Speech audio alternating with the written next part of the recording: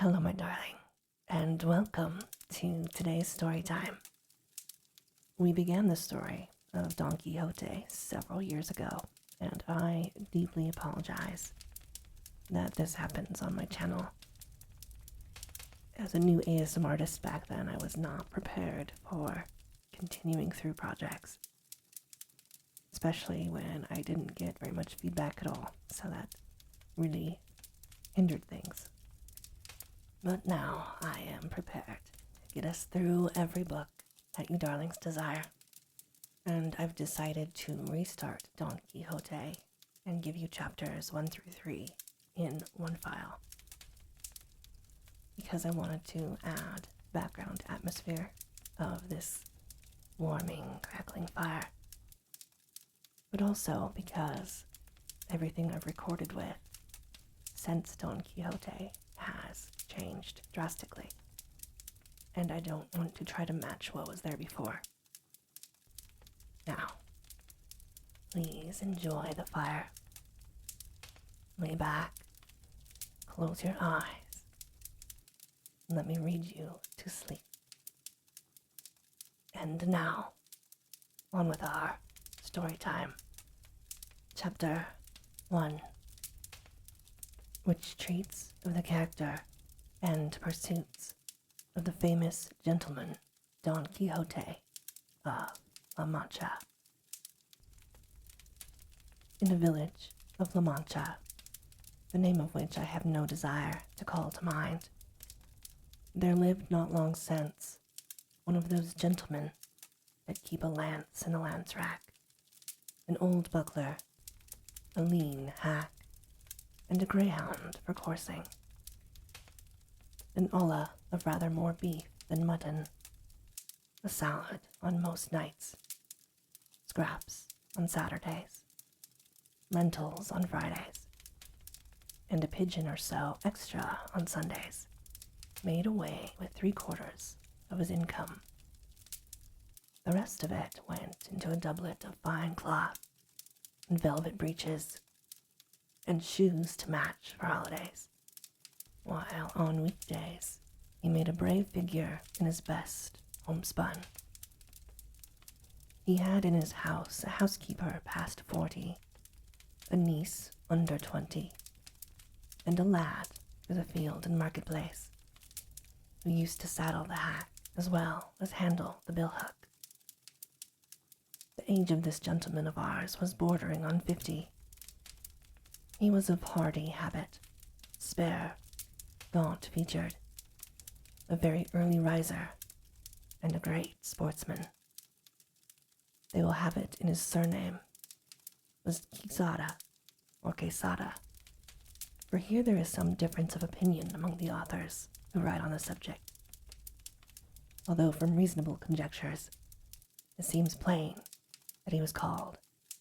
Quesana. This, however, is but of little importance to our tale. It will be enough not to stray a hair's breadth from the truth in the telling of it. You must know, then, that the above-named gentleman, whenever he was at leisure, which was mostly all the year round, gave himself up to reading books of chivalry with such ardor and avidity that he almost entirely neglected the pursuit of his field sports, and even the management of his property, and to such a pitch did his eagerness and infatuation go,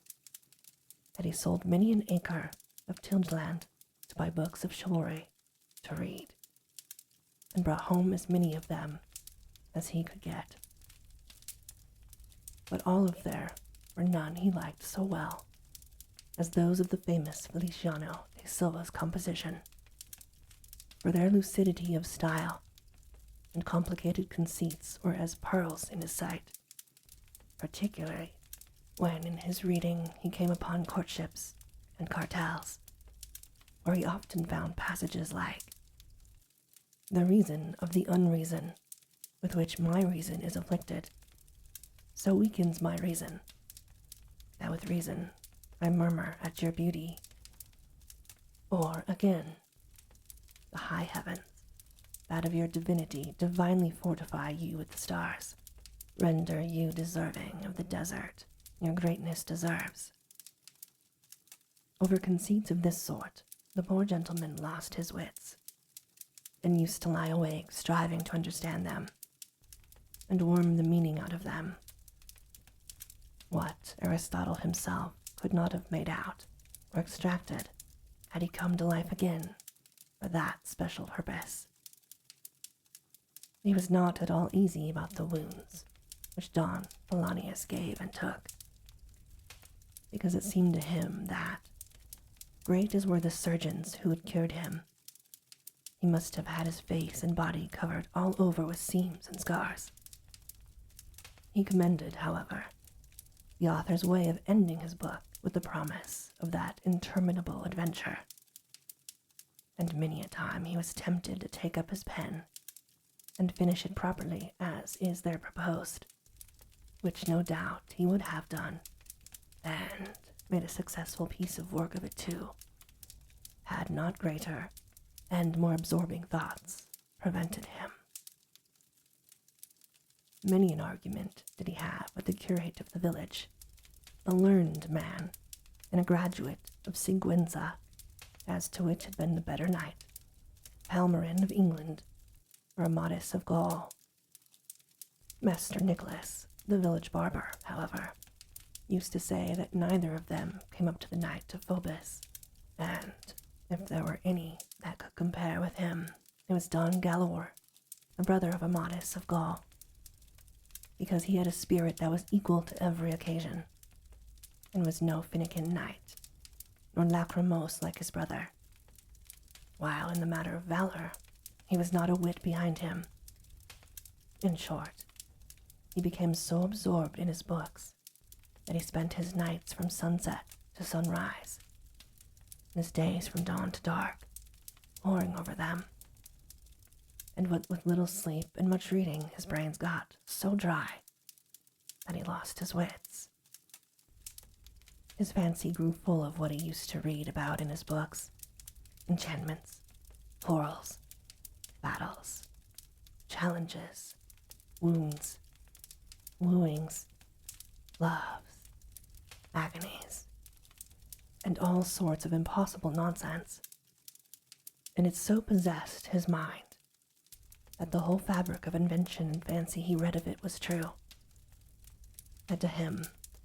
no history in the world had more reality in it. He used to say the Cid Ruy-Diaz was a very good knight, but that he was not to be compared with the knight of the burning sword, who with one backstroke cut in half two fierce and monstrous giants. He thought more of Bernardo del Carpio, because at Roncesvalles he slew Roland in spite of enchantments, availing himself of the artifice of Hercules when he strangled Antaeus the son of Terra in his arms. He approved highly of the giant Morgante, because, although of the giant breed, which is always arrogant and ill-conditioned, he alone was affable and well-bred. But, above all, he admired Rinaldos of Montalban, especially when he saw him sallying forth from his castle and robbing everyone he met, and when beyond the seas he stole that image of Mahomet which, as his history says,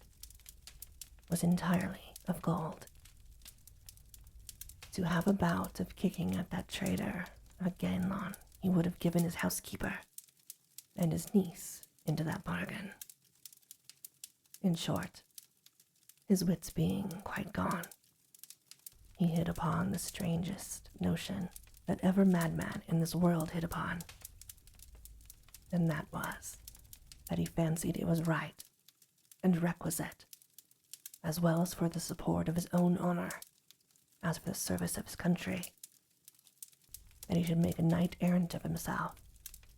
roaming the world over in full armor and on horseback in quest of adventures, and putting into practice himself all that he had read of as being the usual practices of knights-errant, righting every kind of wrong, and exposing himself to peril and danger from which, in the issue, he was to reap eternal renown and fame. Already, the poor man saw himself crowned by the might of his armed emperor of Trebizond at least, and so, led away by the intense enjoyment he found in these pleasant fancies, he set himself forthwith to put his scheme into execution. The first thing he did was to clean up some armor that had belonged to his great-grandfather and had been lying for ages forgotten in a corner, eaten with rust and covered with mildew. He scoured and polished it as best he could, but he perceived one great defect in it, that it had no closed helmet, nothing but a simple morion. This deficiency, however, his ingenuity supplied, for he contrived a kind of half-helmet of pasteboard fitted onto the morion, which looked like a whole one. It is true that, in order to see if it was strong and fit to stand a cut, he drew his sword and gave it a couple of slashes, the first of which undid in an instant what had taken him a week to do. The ease with which he had knocked it to pieces disconcerted him somewhat. To guard against that danger, he set to work again, fixing bars of iron on the inside till he was satisfied with its strength, and then, not caring to try any more experiments with it, he passed it and adopted it as a helmet of the most perfect construction. He next proceeded to inspect his hack, which, with more quartos than a real, and more blemishes than the steed of Gonola, that tantum pellis est ossa fuit, surpassed in his eyes the Bucephalus of Alexander, or the Babieca of the Cid. 4 days were spent in thinking what name to give him, because, as he said to himself, it was not right that a horse belonging to a knight so famous, and one with such merits of his own, should be without some distinctive name, and he strove to adapt it so as to indicate what he had been before belonging to a knight-errant, and what he was then, for it was only reasonable that his master, taking a new character, he should get a new name, and that it should be a distinguished and full-sounding one, befitting the new order and calling he was about to follow. And so, after having composed, struck out, ejected, added to, unmade, and remade a multitude of names out of his memory and fancy, he decided upon calling him Rocinante,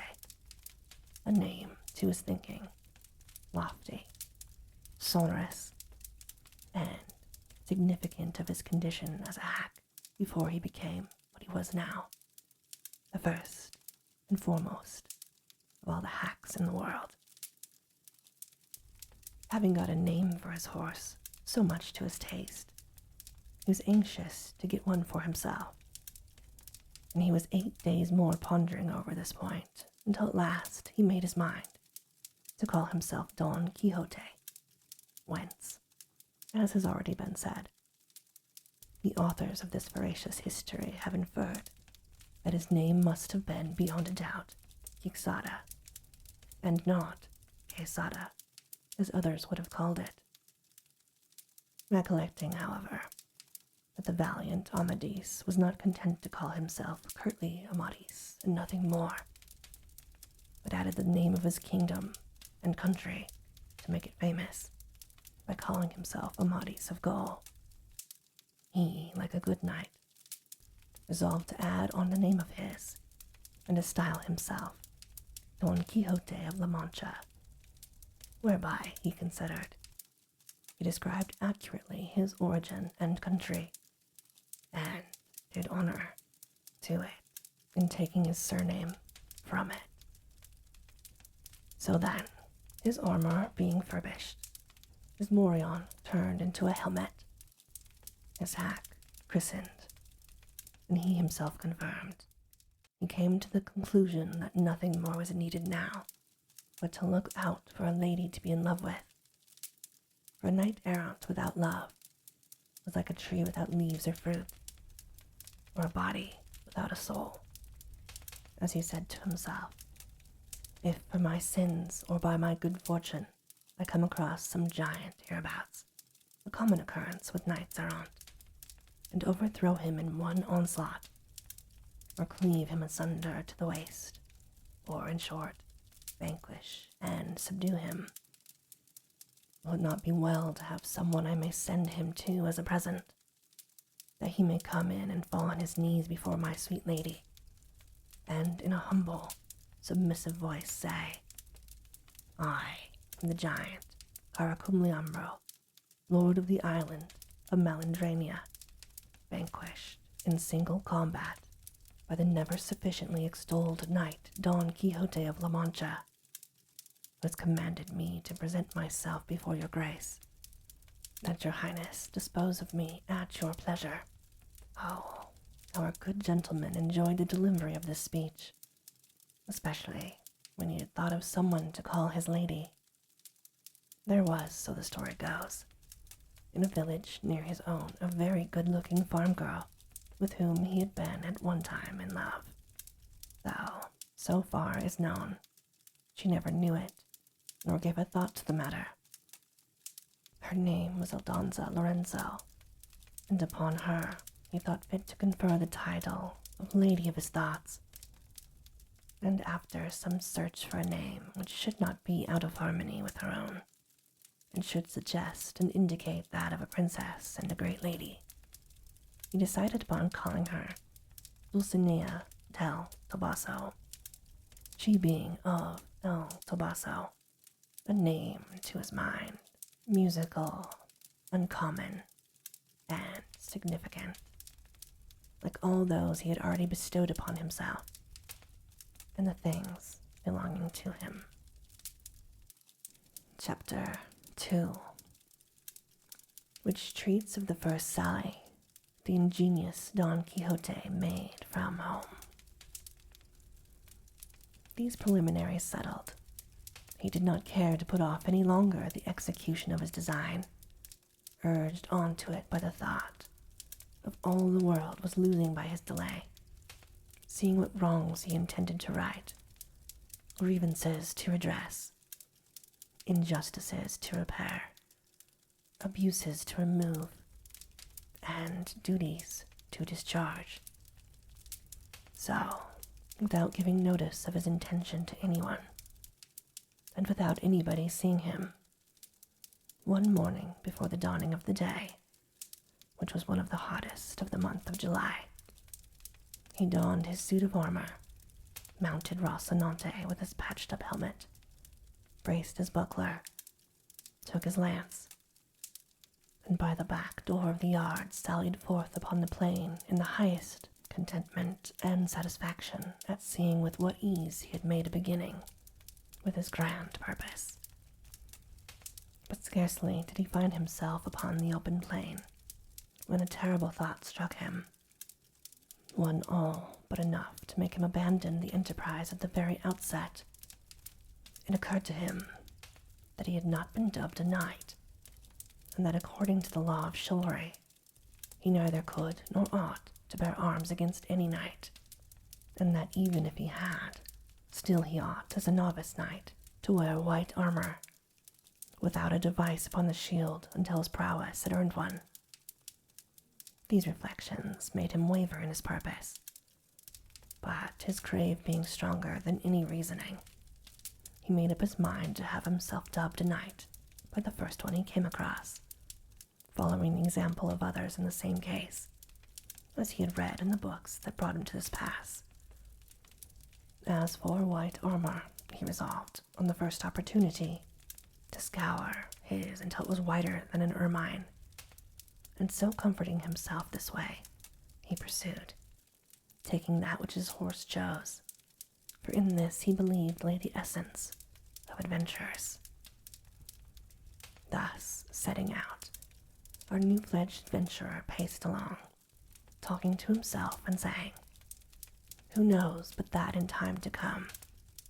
when the veracious history of my famous deeds is made known, the sage who writes it, when he has to set forth my first sally in the early morning, will do it after this fashion."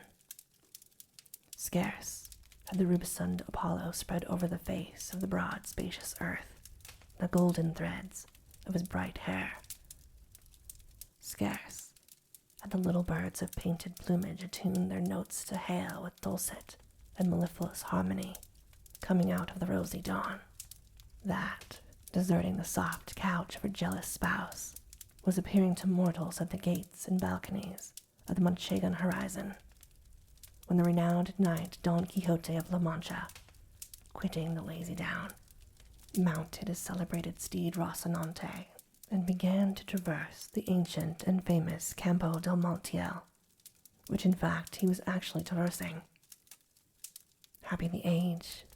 happy the time," he continued, "in which shall be made known my deeds of fame, worthy to be molded in brass, carved in marble, limed in pictures,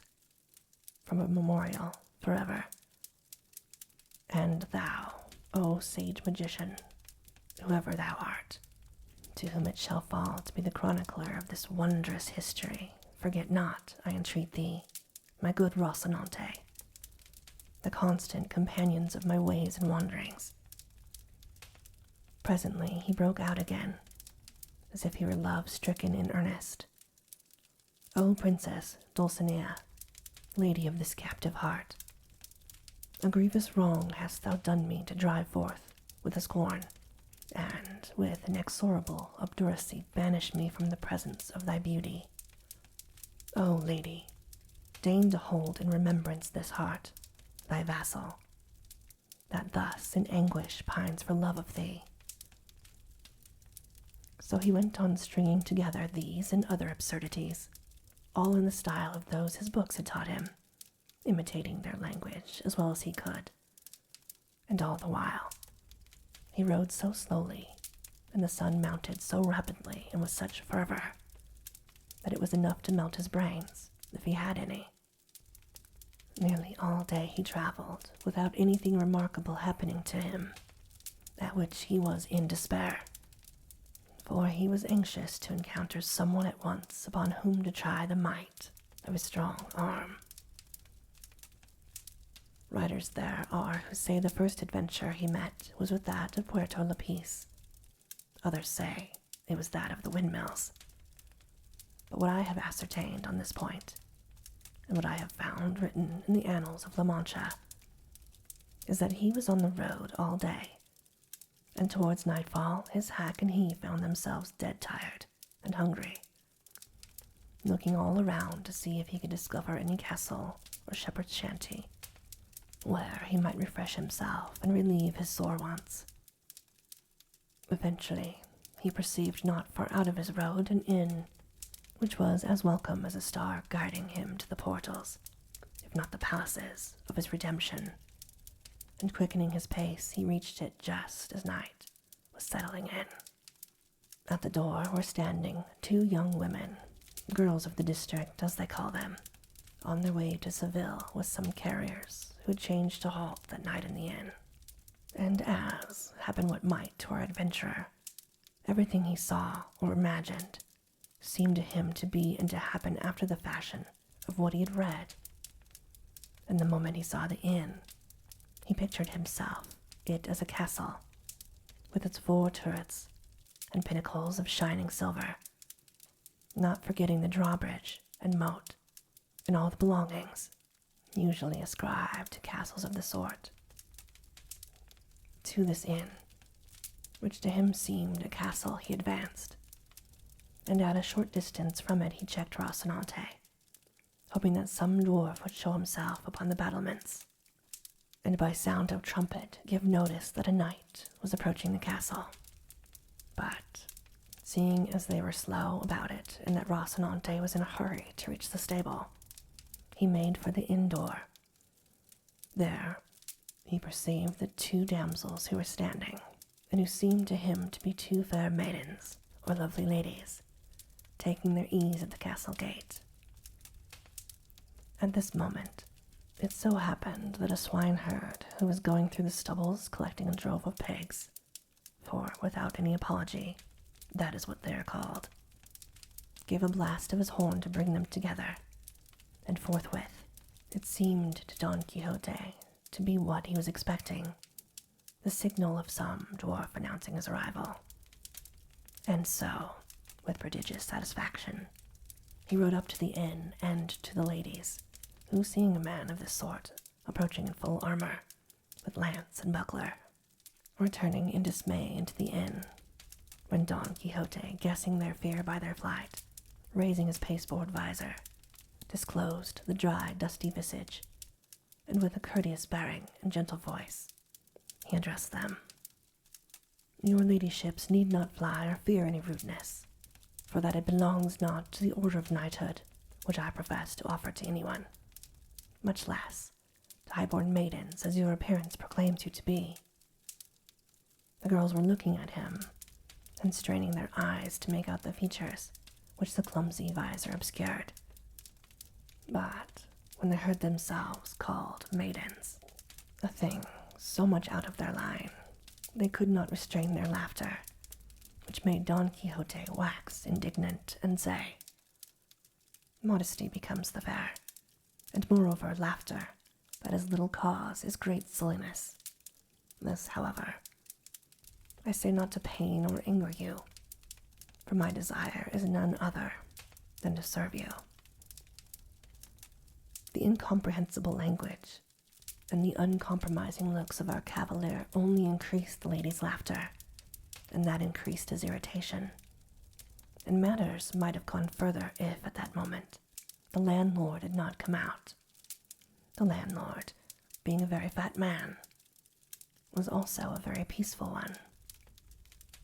He, seeing this grotesque figure clad in armor that did not match any more than his saddle, bridle, lance, buckler, or corselet, was not at all indisposed to join the damsels in their manifestations of amusement. But, in truth, standing in awe of such a complicated armament, he thought it best to speak him fairly, so he said, "Señor Caballero, if your worship wants lodging, baiting the bed, for there is not one in the inn, there is plenty of everything else here." Don Quixote, observing the respectful bearing of the alcayde of the fortress, for so innkeeper and inn seemed in his eyes, made the answer, "Sir Castillon, for me anything will suffice, for my armor is my only wear,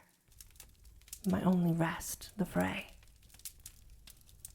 The host fancied he called him Castillon,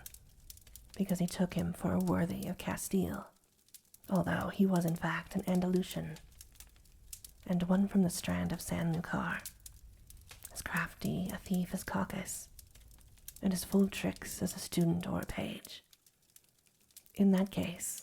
said he, "your bed is on the flinty rock, your sleep to watch always, and if so, you may dismount and safely reckon upon any quantity of sleeplessness under this roof for a 12-month, not to say for a single night." So saying, he advanced to hold a stirrup for Don Quixote, who got down with great difficulty and exertion,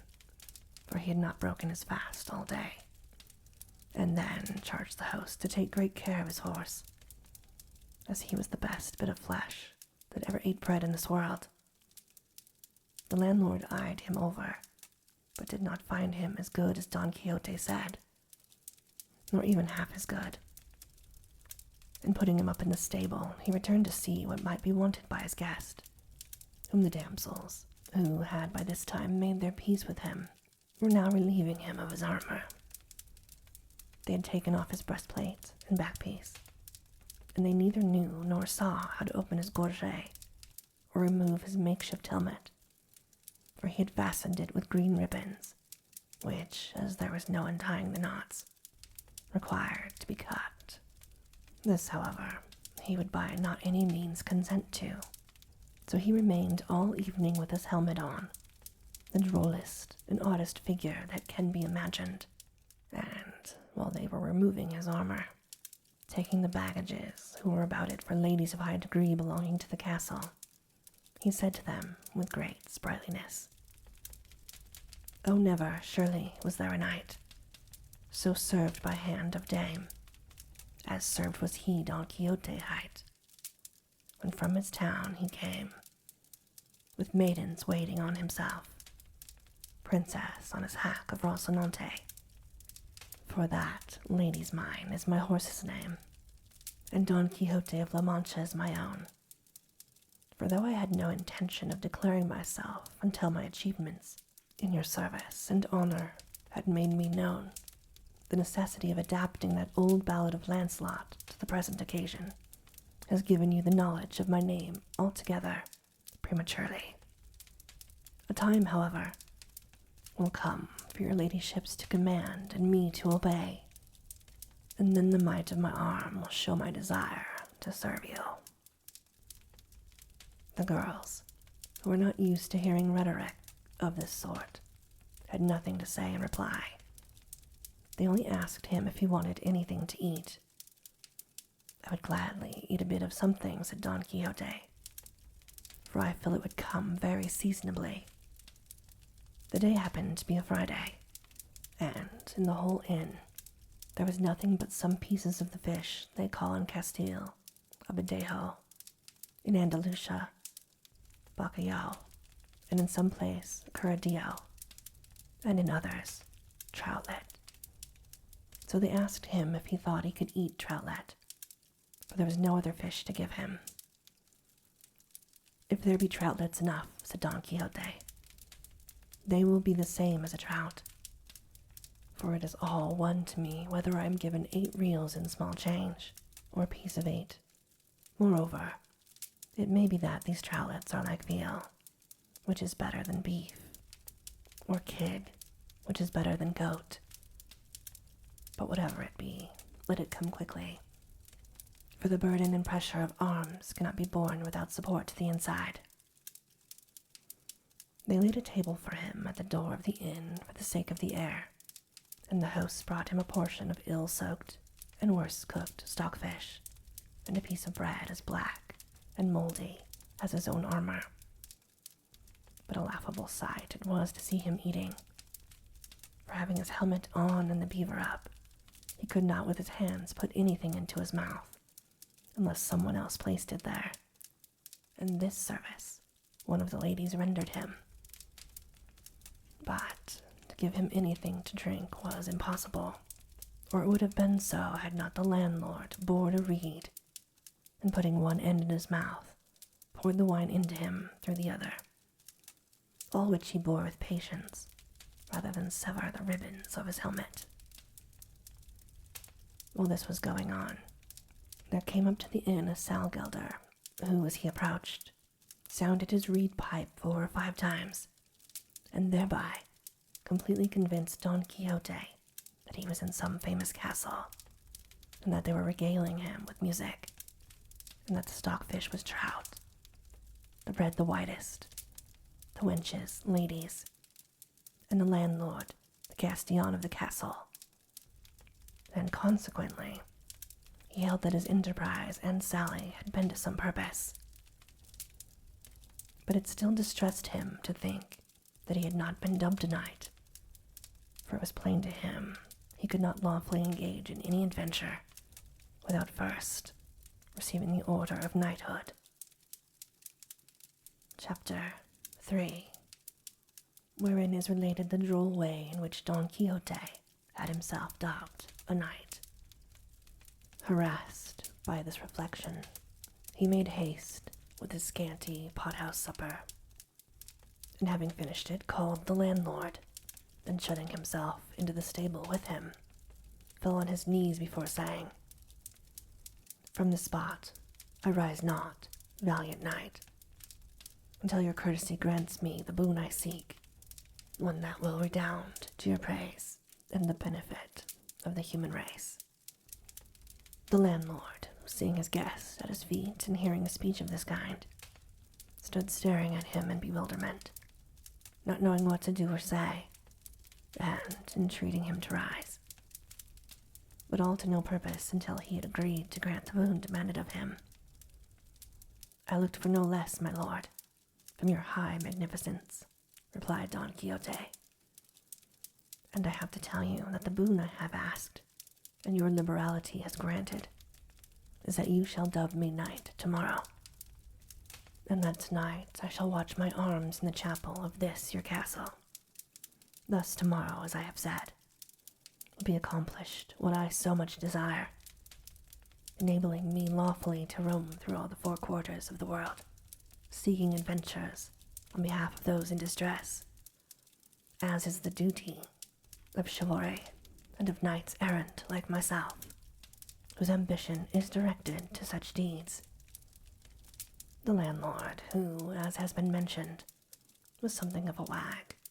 and had already some suspicion of his guest's want of wits,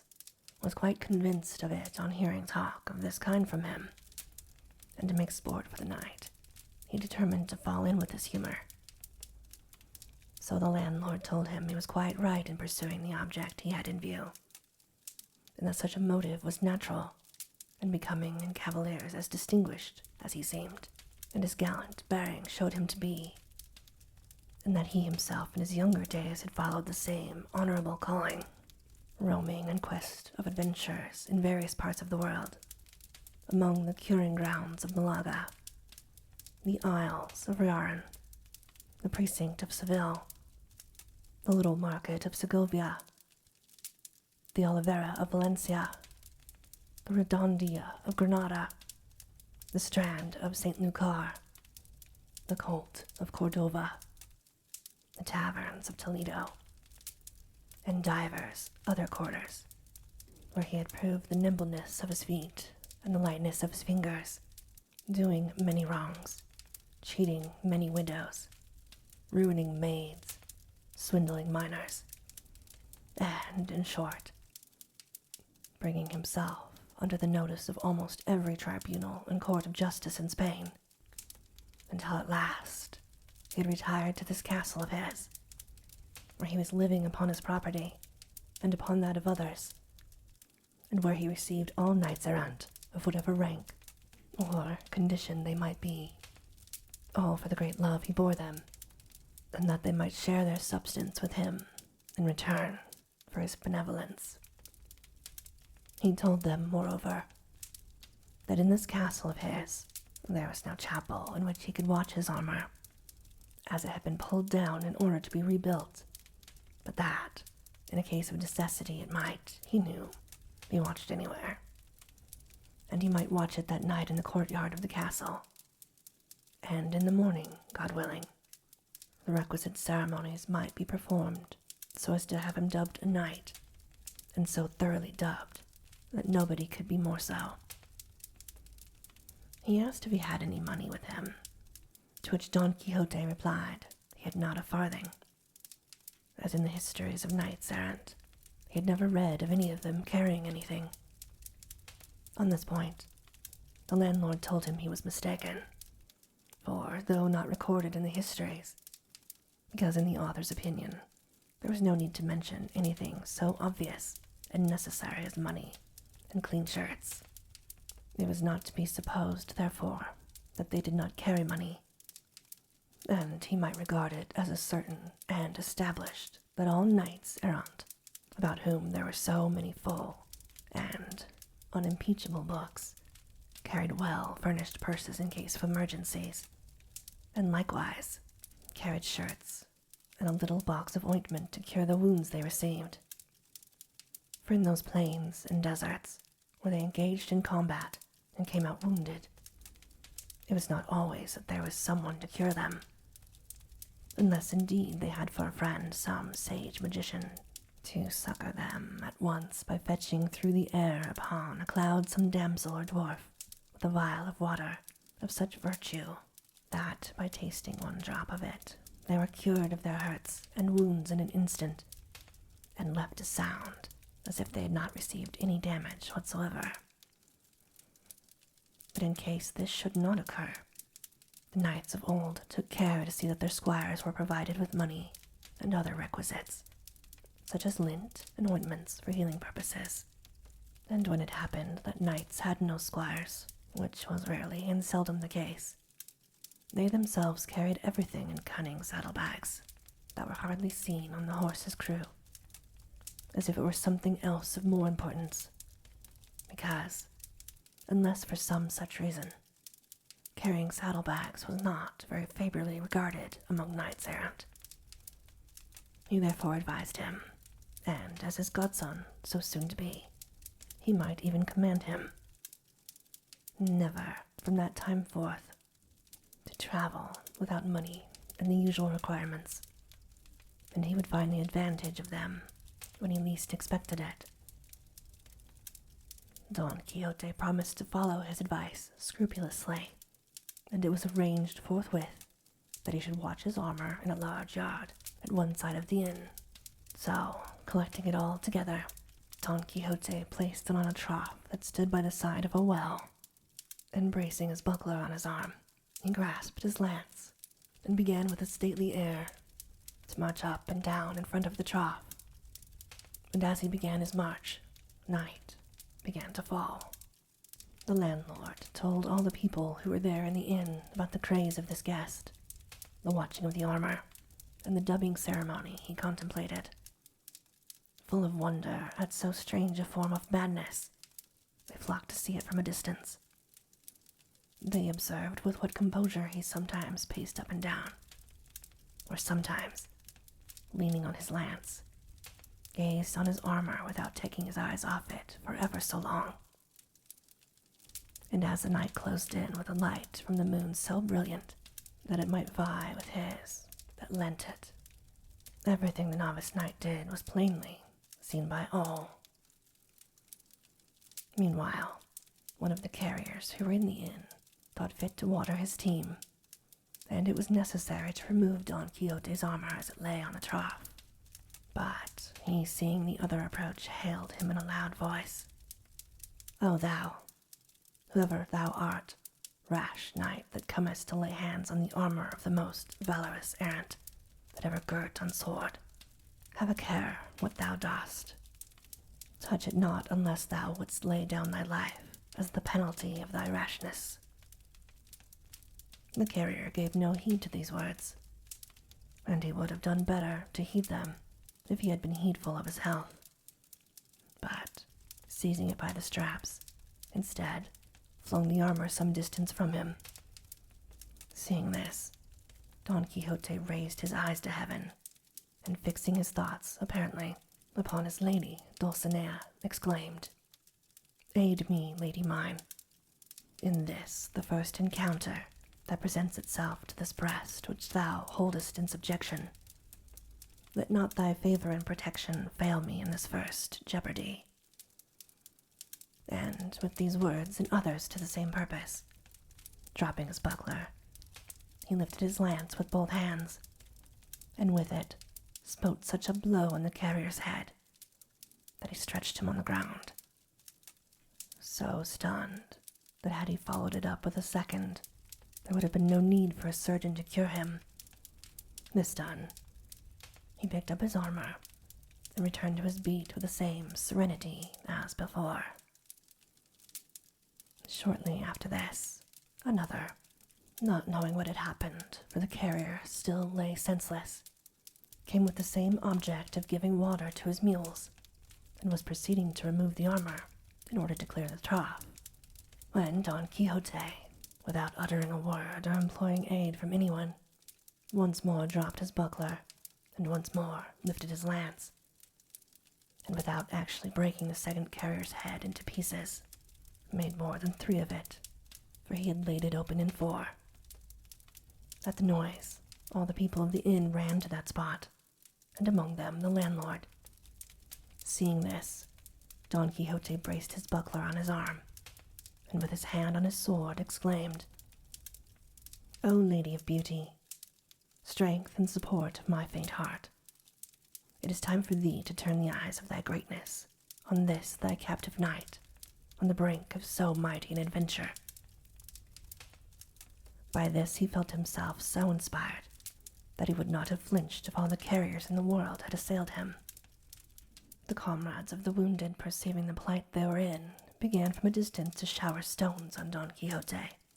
who screened himself as best he could with his buckler, not daring to quit the trough and leave his armor unprotected. The landlord shouted to them to leave him alone, for he had already told them that he was mad, and as a madman, he would not be held accountable even if he killed them all. Still louder shouted Don Quixote, calling them knaves and traitors, and the lord of the castle, who allowed knights errant to be treated in this fashion, a villain, and a low-born knight whom, had he received the order of knighthood, he would call to account for his treachery. But of you, he cried, base and vile rabble, I make no account. Fling, strike, come on. Do all ye can against me. Ye shall see what the reward of your folly and insolence will be. This he uttered with so much spirit and boldness that he filled his assailants with a terrible fear, and as much for this reason as at the persuasion of the landlord they left off stoning him, and he allowed them to carry off the wounded, and with the same calmness and composure as before, resumed the watch over his armor. But these freaks of his guest were not much to the liking of the landlord, so he determined to cut matters short, and confer upon him at once the unlucky order of knighthood before any further misadventure should occur. So, going up to him, he apologized for the rudeness which, without his knowledge, had been offered to him by these low people, who, however, had been well punished for their audacity. As he had already told him, he said, there was no chapel in the castle, nor was it needed for what remained to be done. For as he understood the ceremonial of the order, the whole point of being dubbed a knight lay in the accolade and in the slap on the shoulder, and that could be administered in the middle of a field, and that he had now done all that was needful as to watching the armor, for all the requirements were satisfied by a watch of 2 hours only, while he had been more than 4 about it. Don Quixote believed all, and told him he stood there ready to obey him, and to make an end of it with as much dispatch as possible, for if he were attacked again, and felt himself to be dubbed knight, he would not, he thought, leave a soul alive in the castle, except such as out of respect he might spare at his bidding. Thus warned and menaced, the Castellan forthwith brought out a book in which he used to enter the straw and barley he served out to the carriers, and with a lad carrying a candle end, and the 2 damsels already mentioned, he returned to where Don Quixote stood, and bade him to kneel down. Then, reading from his account book, as if he were repeating some devout prayer, in the middle of his delivery, he raised his hand and gave him a sturdy blow on the neck, and then, with his own sword, a smart slap on the shoulder, all the while muttering between his teeth as if he was saying his prayers. Having done this, he directed one of the ladies to gird on his sword, which she did with great self-possession and gravity, and not a little was required to prevent a burst of laughter at each stage in the ceremony. But what they had already seen of the novice knight's prowess kept their laughter within bounds. Ungirding him with the sword, the worthy lady said to him, "May God make your worship a very fortunate knight, and grant you success in battle." Don Quixote asked her name, in order that he might, from that time forward, know to whom he was beholden for the favor he had received, as he meant to confer upon her some portion of the honor he acquired by the might of his arm. She answered with great humility that she was La Tolosa, and that she was the daughter of a cobbler in Toledo, who lived in the stalls of Sancho Bienaya, and that, wherever she might be, she would serve and esteem him as her lord. Don Quixote said in reply that she would do him a favor if, thenceforward, she assumed the Don and called herself Donna Tolosa.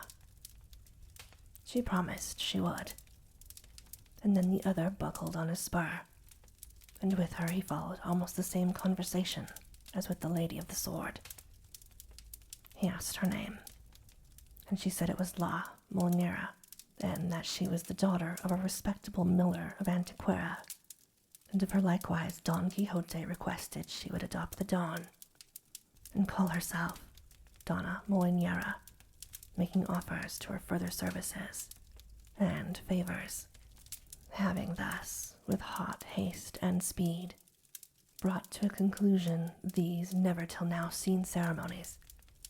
Don Quixote was on thorns till he saw himself on horseback, sallying forth in quest of adventures, and saddling Rocinante at once he mounted, and embracing his host. As he returned for thanks for his kindness in knighting him, he addressed him in language so extraordinary that it is impossible to convey an idea of it, or to report it. The landlord, to get him out of the inn, replied with no less rhetoric, though with shorter words, and, without calling upon him to pay the reckoning, let him go with a God-speed. And this, my darling, ends our story time for today. As always, I hope that you have very sweet and creepy dreams.